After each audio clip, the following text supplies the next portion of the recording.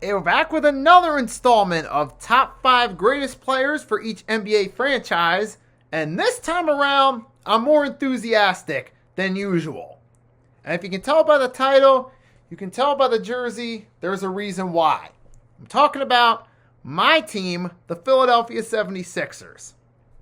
And for this your first time checking out this series, I got the playlist in the chat and in the description box, or the comments in the description box. And for those of you that this is your first time, there's one, give you a heads up. What I decide to do for this series, for all teams, I can only use a certain player one time.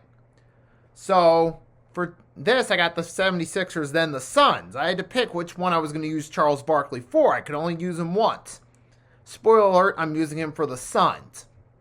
That's going to open the door for another player to get acknowledged in the top 5 that some of you guys may not know a whole lot about. He goes back to the old Syracuse Nationals days before they became the 76ers. But without any further ado, the heads up. So we're going to start off with a few honorable mentions. The first honorable mention we're going to go with is a current guard and star for the 76ers, Tyrese Maxey. We saw he was a steal in the 2020 draft out of Kentucky. He didn't get a whole lot of playing time his rookie year, but then when the Ben Simmons drama happened, he got more playing time his second year. And as the years have gone along, he started to gradually improve his game. He made his first All-Star game last year, carrying the Sixers when Embiid was out.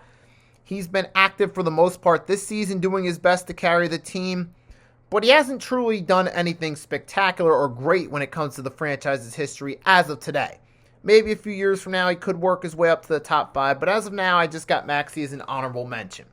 Another honorable mention, Andre Iguodala. He was from, remember we took him in the 2004 draft. He lasted till about 2012.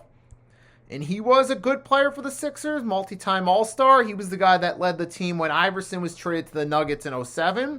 Now, this Iguodala wasn't a great player. He was never a top 10, but he was still an All-Star and a good player.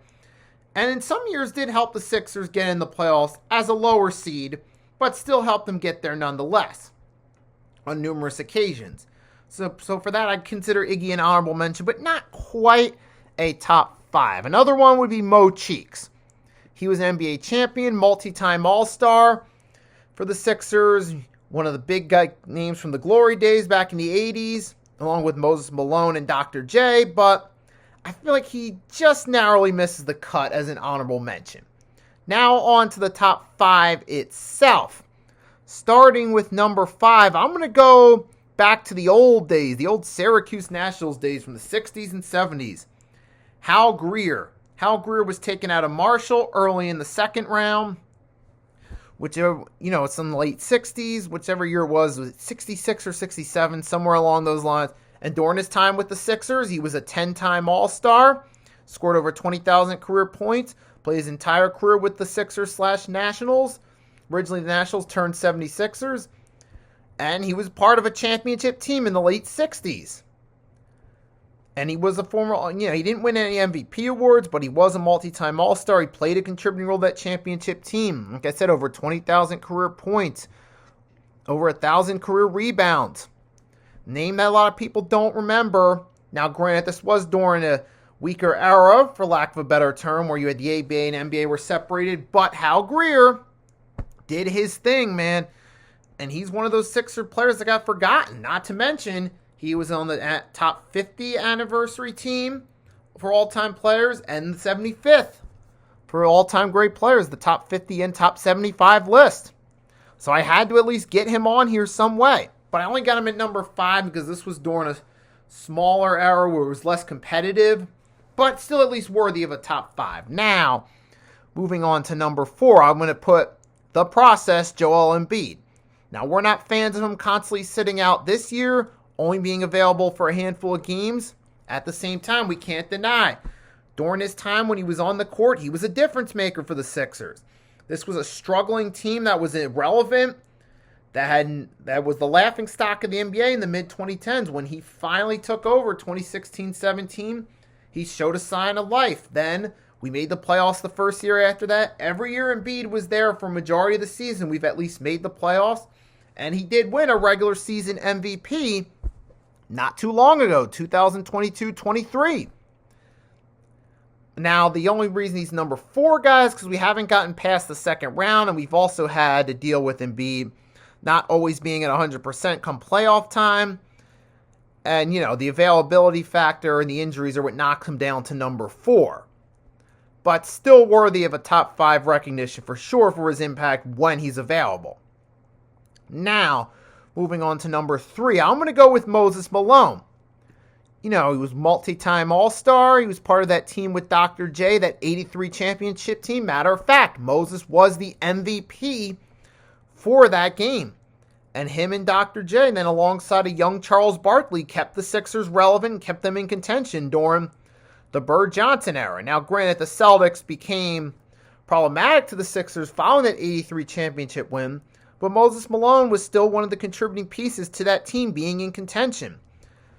And when you think about it, Finals MVP, multi-time All-Star, certainly to me, one of the best players in franchise history for sure. And he had the privilege of playing alongside Dr. J.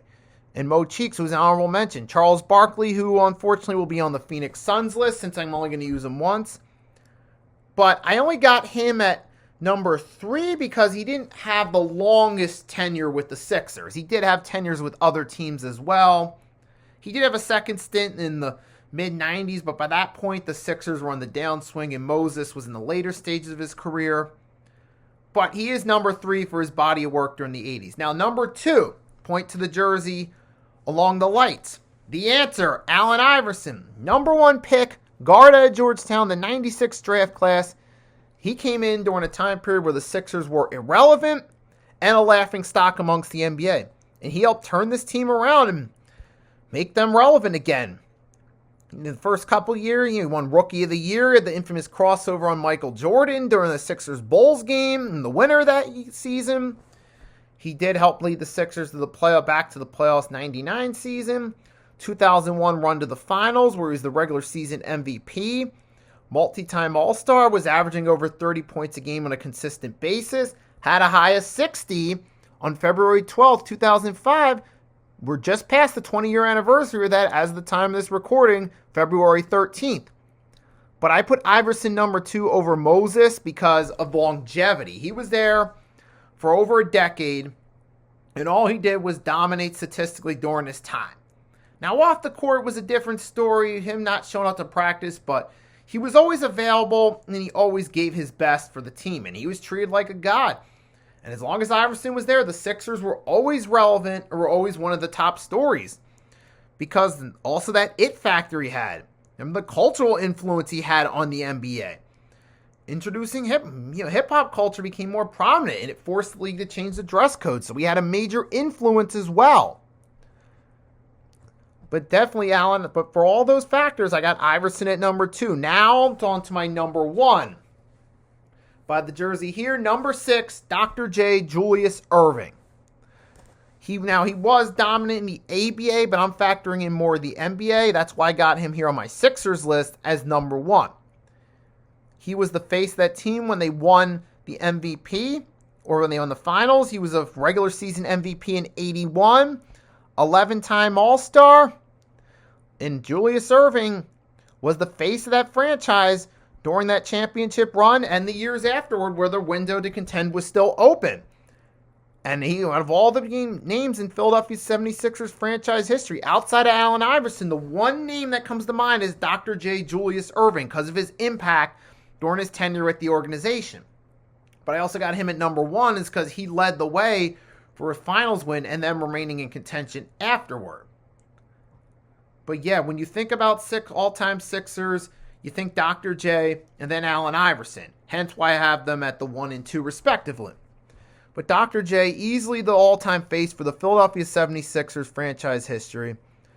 The guy that 76ers greats after him revered in their own way. Iverson, Embiid, so on and so forth.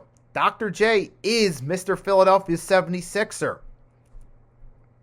And certainly worthy of the greatest Sixer of all time and one of the greatest guards of all time. Basketball Hall of Fame legend, retired his jersey, easily to me the greatest Sixer of all time. Now you guys can comment, let me know who your top 5 Sixers are of all time. If you want to throw some honorable mentions, you're more than welcome to. Make sure to drop a like, subscribe for more content. Coming up next in the series, we're going to talk about the Phoenix Suns, so stay tuned.